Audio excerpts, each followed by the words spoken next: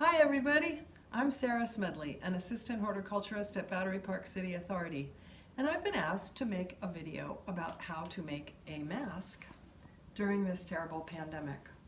Quite honestly, I had no idea.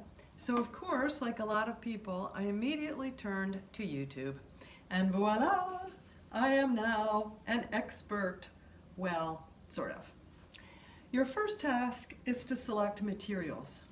This is what I used. Believe it or not, I've kept this material for about 40 years. Well, maybe 50, but don't tell anybody.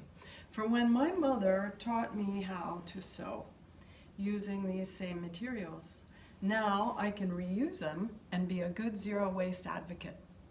Okay, let's get started. Cut your fabric into 2 rectangles large enough to cover the person's nose and mouth.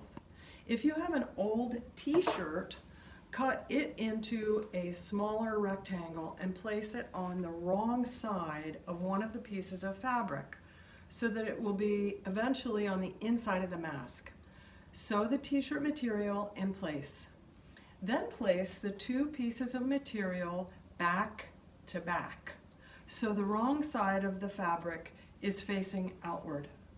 Pin them together and then sew them about a ½ inch from the edges, but leave 3 inches open on one side. Here's why. Take the rectangles now sewn together and turn them inside out so the right side of the fabric is facing outward.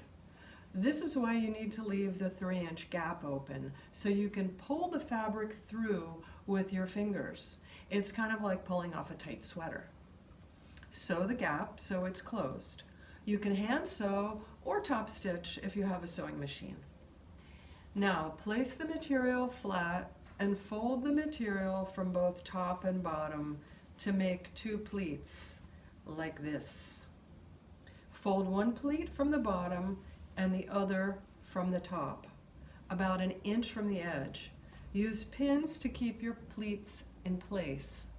Ironing really helps.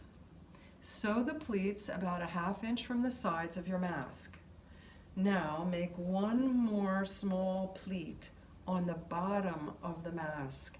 This will make the chin fit tighter. The pleat only has to be 1 inch long. It doesn't need to be too long. Pin it down. Again, ironing really helps. And then sew it down. Okay, mask almost completed. Now make the straps.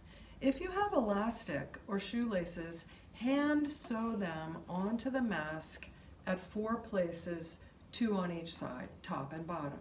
Be sure to fit the mask to the person's face and head first. I had this elastic hairband, but it was too tight for me and also too thick for my sewing machine to go through. So I made cloth ties from the fabric, like apron strings. I cut 4 pieces of fabric, all of them about 18 inches long and 2 inches wide. I folded both long ends into the middle so they overlapped a little. Then I ironed the fabric down, so helpful. Then I sewed the fabric right down the middle of the tie where the 2 sides overlapped. Finally, I hand sewed the ties to the mask and finished off the ties by hand sewing the ends to keep the ties from fraying. Presto, a handmade mask from reused materials. Thanks, Mom.